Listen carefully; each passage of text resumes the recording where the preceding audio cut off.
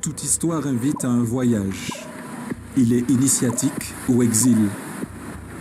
La rencontre avec une île, la découverte d'un foisonnement de cultures, de métissage, de croisements, de rencontres, d'échanges. Une île où la partie, justement par sa diversité et par ses différents apports, est riche par rapport à d'autres espaces français ou de métropole. J'ai passé presque toute ma carrière professionnelle ici. J'ai mes enfants ici, mon mari est martiniquais, donc j'estime avoir la légitimité pour parler de cette identité culturelle. Hélas, sur ces terres volcaniques, la nature est capricieuse. La végétation luxuriante peut à tout moment laisser place à l'effroi des menaces climatiques. Qui sont les responsables, les acteurs, les spectateurs d'une surconsommation débridée?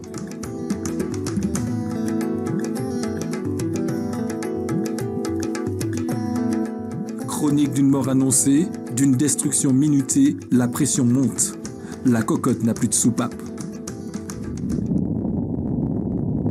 La destruction fait partie de l'ensemble des univers même.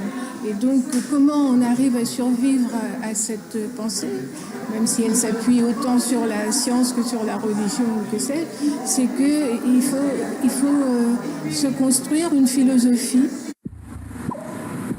Cœur meurtri d'un espace en déséquilibre, l'heure est à la réflexion, à l'introspection.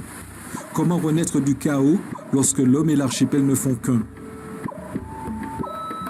Heureusement, il demeure un espoir, celui de pouvoir reconstruire avec des bouts de ficelle, avec de rognures de bois, avec des mots, guérir nos âmes.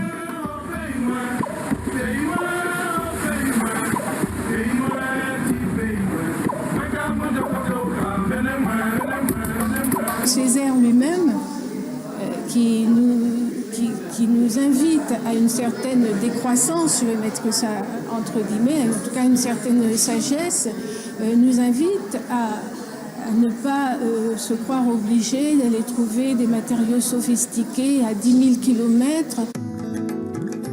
Thérapie des mots pour guérir des mots. Des objets recyclés pour exprimer ou pour s'exprimer. ADN d'une expo au cours de laquelle l'artiste amateur et plasticien confirmé dépeignent dans les antres de l'atrium leur tribulation archipélique.